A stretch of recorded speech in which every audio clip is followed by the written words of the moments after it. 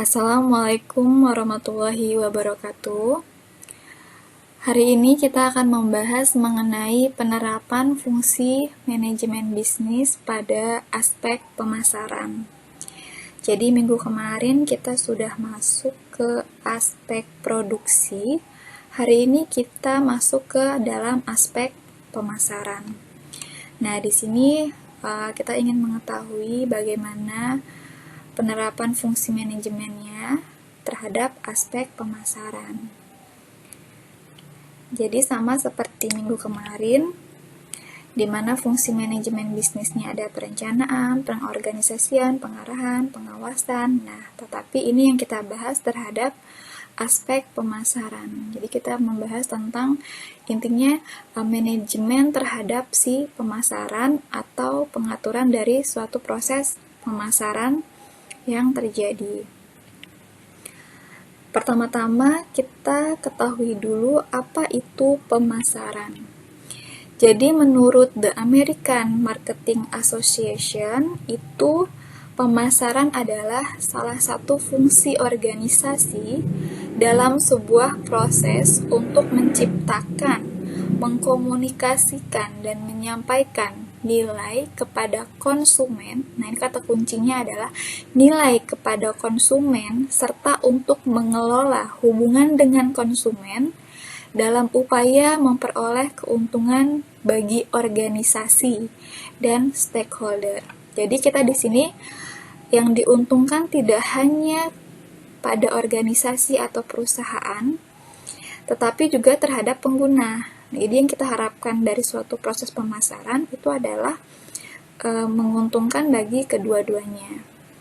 Kemudian ada juga pengertian pemasaran menurut Kotter dan Keller, di mana pemasaran adalah sebuah proses sosial di mana individu dan kelompok. Nah, di sini kita menggunakan kata-kata proses sosial karena melibatkan individu dan kelompok mendapatkan apa yang mereka butuhkan dan inginkan melalui penciptaan, penawaran, dan bertukar nilai produk serta jasa dengan yang lain. Juga sering dikatakan pemasaran adalah kegiatan mengidentifikasi dan memenuhi kebutuhan manusia dan kebutuhan sosial, juga memenuhi kebutuhan secara menguntungkan.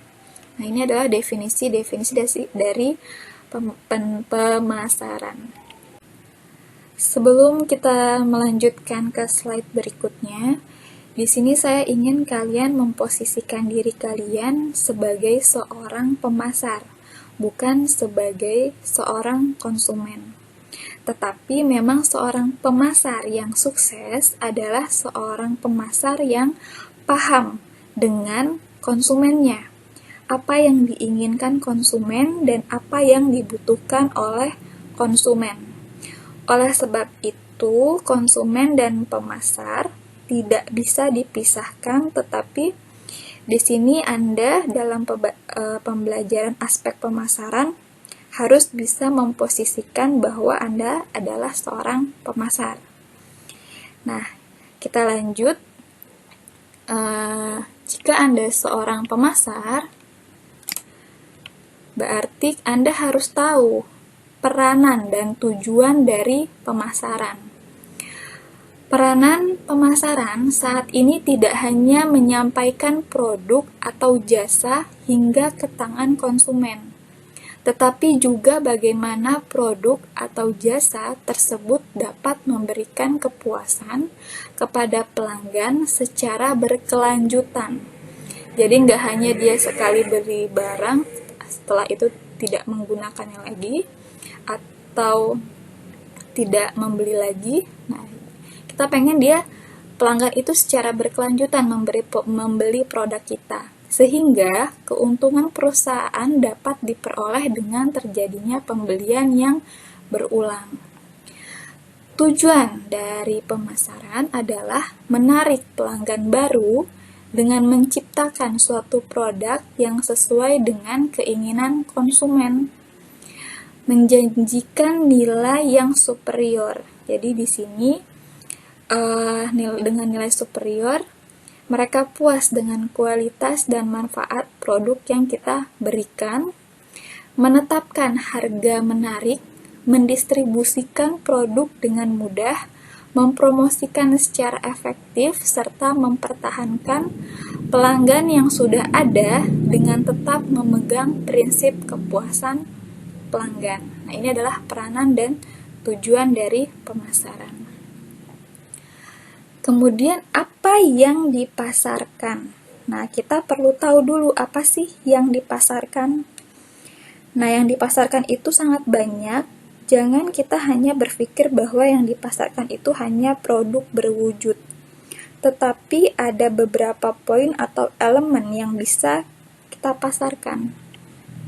Nah, kita tahu kalau barang, jasa itu bisa dipasarkan. Kemudian ada event, kemudian ada pengalaman, kemudian ada orang ini bisa tenaga kerja, kemudian tempat, kita bisa pasarkan, properti, organisasi ini, misalnya ada partai politik yang ingin maju ke dalam pemilihan umum misalnya, nah itu dia bisa mempromosikan partainya atau organisasinya agar dipilih oleh masyarakat. Kemudian ada informasi, kemudian ada ide yang bisa dipasarkan. Nah, ini adalah contoh-contoh dari barang atau produk yang bisa dipasarkan. Kemudian kita masuk ke manajemen pemasaran. Nah, di situ kita harus memanajemen pemasaran sehingga pemasaran itu sesuai dengan tujuan dari pemasaran yang kita inginkan.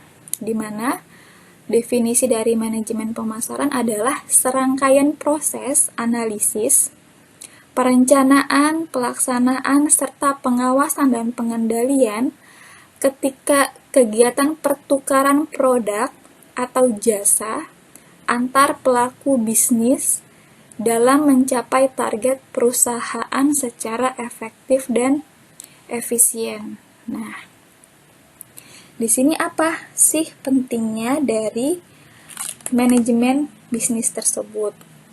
Kita harus memanajemen suatu pemasaran. Dengan memahami manajemen pemasaran, maka perusahaan bisa menyampaikan produk dari perusahaan tersebut ke konsumen dengan baik. Kemudian kita tahu dalam perusahaan itu juga ada manajemen produksi yang membuat suatu produk. Nah, di situ mereka sudah membuat produk, berarti kita tugasnya adalah memasarkan. Jadi kita mendukung proses produksi dari perusahaan sehingga produk tersebut bisa sampai pada tangan konsumen. Terus, dengan memahami manajemen pemasaran, maka perusahaan mampu mengetahui atau memahami kebutuhan yang betul-betul diperlukan bagi konsumen. Jadi harapannya perusahaan betul-betul membuat produk yang diinginkan oleh konsumen tersebut. Nah, di sini kan tadi ada kata-kata pertukaran produk atau jasa antar pelaku bisnis. Nah, siapa saja pelaku bisnis tersebut? Pelaku dalam aspek pemasaran itu ada namanya pemasok. Nah, jadi di sini banyak pertukaran antara pemasok yang mengirimkan barangnya kepada perusahaan. Jadi ini bisa dikatakan kayak supplier bahan baku yang menyediakan bahan bakunya untuk perusahaan, dia melakukan pertukaran dengan perusahaan, nanti di perusahaan diproses, dan kemudian dari perusahaan itu dia melakukan pertukaran dengan pengecer atau dengan reseller. Nah, nanti dari reseller ini dia akan melakukan pertukaran barang dengan pembeli. Nah, seperti itu. Jadi ini ada beberapa pelaku dalam aspek pemasaran. Ada pemasok, ada perusahaan, ada pengecer, dan juga ada pembelinya atau konsumen. Kemudian kita masuk kepada posisi manajemen pemasaran. Nah, dengan memahami manajemen pemasaran, maka ini sebagai bagian visi perusahaan untuk merealisasikan kebutuhan dana yang diperlukan. Nah, kita ingat bahwa dengan menjual produk, maka perusahaan memperoleh pendapatan, dan pendapatan ini digunakan untuk perusahaan untuk menghidupkan seluruh kegiatan-kegiatan perusahaan. Nah, dapat disimpulkan bahwa manajemen pemasaran adalah urat nadi dari perusahaan. Nah, ini sangat diperlukan supaya perusahaan kita bisa survive atau berkembang melewati masa-masa pertumbuhannya maupun masa-masa berkelanjutan bisnisnya. Nah, kalau kita pelajari di dalam fungsi-fungsi manajemen, maka posisi manajemen pemasaran sangat mendukung adanya fungsi-fungsi lain, yaitu di sini ada fungsi SDM, sumber daya manusia, di mana manajemen SDM ini adalah mengatur karyawan, mengatur anggota organisasi, menentukan fungsi-fungsi divisi-divisi dari perusahaan, kemudian adanya manajemen produksi yang sudah kita pelajari minggu kemarin, yaitu tugasnya adalah membuat produk yang dibutuhkan oleh konsumen. Kemudian ada juga manajemen keuangan yang tugasnya mengatur lalu lintas keuangan di dalam perusahaan. Nah, tugas dari manajemen pemasaran di sini adalah mendukung fungsi SDM, keuangan, produksi, sehingga perusahaan bisa memperoleh pendapatan dari produk yang dijual ke konsumen.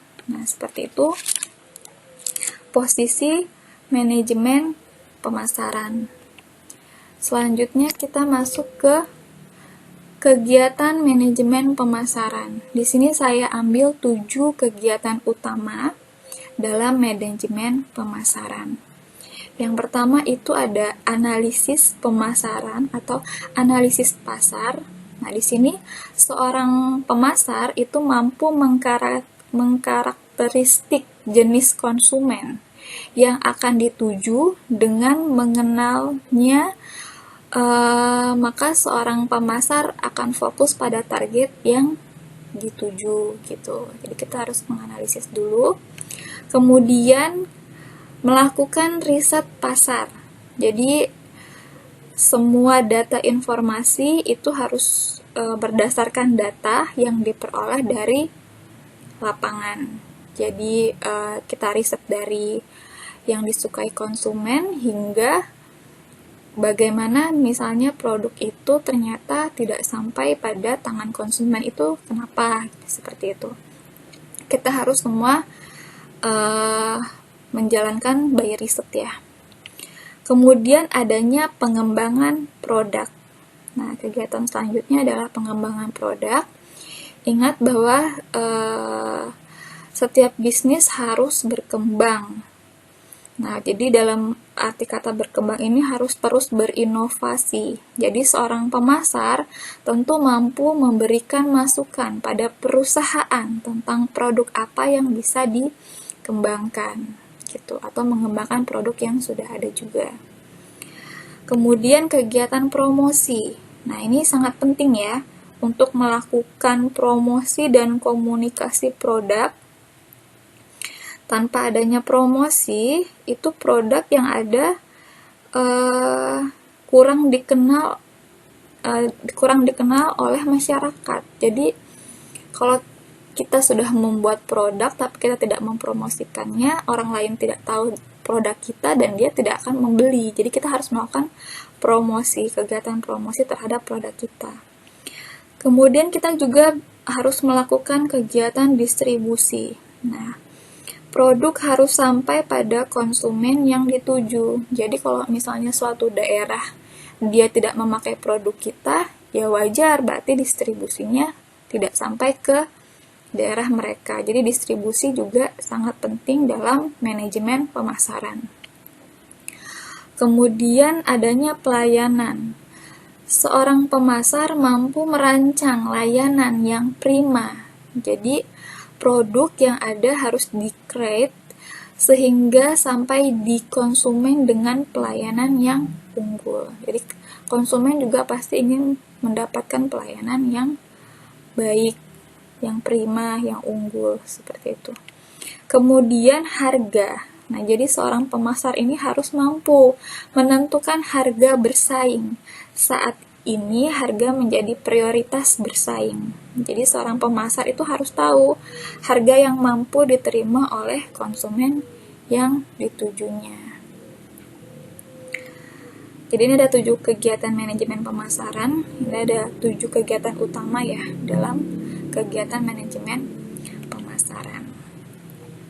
Kemudian saya akan membahas sedikit tentang analisis pemasaran menggunakan SWOT analisis. Nah, jadi apabila kita melakukan analisis pemasaran, biasanya kita menggunakan si SWOT analisis. SWOT analisis ini S-nya itu adalah strength atau kekuatan, W-nya ini adalah weakness atau kelemahan, O-nya ini opportunities, peluang, T-nya ini threats atau ancaman. Nah, kita harus ingat dulu analisis SWOT itu ada 2, yaitu ada secara internal, ada juga eksternal. Jadi pada sumbu X ini dia internal dan pada sumbu Y ini dia eksternal. Nah, pada sumbu X ini dia ada kekuatan atau strength dan kemudian ada kelemahan atau weakness. Kemudian di sini ada di sumbu Y itu ada opportunities, peluang, dan kemudian yang ke bawah itu dia ada threat atau ancaman. Jadi kalau misalnya dia ke arah positif, dia ke arah kekuatan, kalau dia ke arah negatif, dia ke arah kelemahan. Begitu juga dengan yang sumbu Y-nya. Kalau misalnya dia ke positif, ke atas, itu berarti peluangnya. Sedangkan kalau dia ke bawah, ke negatif, itu berarti dia adalah suatu ancaman. Nah, di sini eksternal, di sini SWOT ini adalah berorientasi pada produk. Jadi kalau misalnya strength atau kekuatan itu maksudnya produk kita ini kekuatannya apa. Kemudian kelemahan atau weakness. Nah, berarti produk kita ini weakness-nya, kelemahannya berarti apa. Nah, ini kan kalau misalnya kita melihat kekuatan produk atau kelemahan produk, itu kan berarti kita evaluasinya secara internal atau evaluasi diri dari suatu produk tersebut. Intinya istilahnya kita ngaca dengan produk kita itu bagaimana. Sementara untuk yang eksternal atau di sini adalah opportunities dan threat. Nah, itu dia eksternal. Keluar. Kira-kira produk ini peluangnya bagaimana sih di luar gitu. Adakah pesaingnya atau apakah populasinya suka terhadap produk kita atau tidak. Kemudian untuk threat atau ancaman itu bisa apakah lingkungan tempat atau pabrik tempat kita membuat produk itu pajaknya tinggi. Nah, itu bisa masuk ke dalam threat nih, ancaman.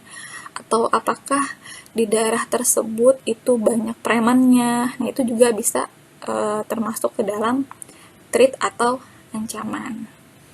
Nah, ini yang dimaksud dengan analisis SWOT. Nah, kita bisa menentukan posisi perusahaan kita itu berada di mana. Jadi di sini di SWOT ini dibagi menjadi 4 kuadran, yaitu ada kuadran 1, kuadran 2, 3, dan 4. Nah, berarti kalau misalnya di kuadran 1, itu produk kita misalnya strength, produk kita itu kuat. Kemudian opportunities-nya bagus.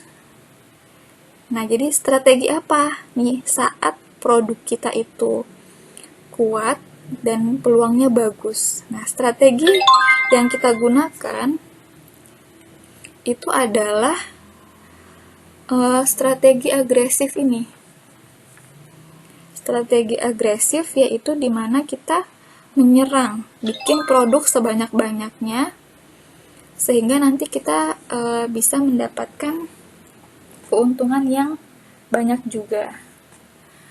Kemudian yang kedua, saat produk kita pada kuadran 2, itu produk kita kuat, tapi juga banyak ancaman gitu. Nah, di sini ancamannya apa? Misalnya produk kita kuat tapi pesaing juga banyak. Nah, jadi pesaingnya juga banyak. Apa yang harus dilakukan? Strategi apa yang harus dilakukan? Di sini ada strategi diversifikasi. Nah, diversifikasi ini dengan cara perluasan usaha, atau juga bisa dengan cara diferensiasi. Jadi kita membedakan, membuat produk kita berbeda, different dengan produk yang lain, tapi sehingga konsumen lebih memilih kepada produk kita gitu. Jadi kita harus melakukan diferensiasi ya, perbedaan terhadap pesaing yang lainnya. Kemudian di kuadran ketiga itu produk kita lemah, tetapi peluang kita besar. Jadi di sini beranggapannya berarti produk kita ini peluangnya itu berarti bagus ya, berarti banyak yang membutuhkan produk kita, banyak yang suka dengan produk kita. Tetapi produk kita ini weakness, lemah. Apa yang harus kita lakukan? Nah, strateginya adalah turn around. Nah, turn around ini adalah kita balik, tapi untuk memperbaiki produk kita sendiri, sehingga produk yang tadinya lemah sekarang tidak lemah lagi. Jadi kita harus melihat, kita putar balik, apa sih yang membuat produk kita tuh lemah dan kita perbaiki. Sedangkan pada kuadran 4 itu adanya produk kita lemah atau weakness, ancaman juga banyak, threat-nya juga banyak gitu. Jadi apa strateginya? Di sini strateginya ada defensif.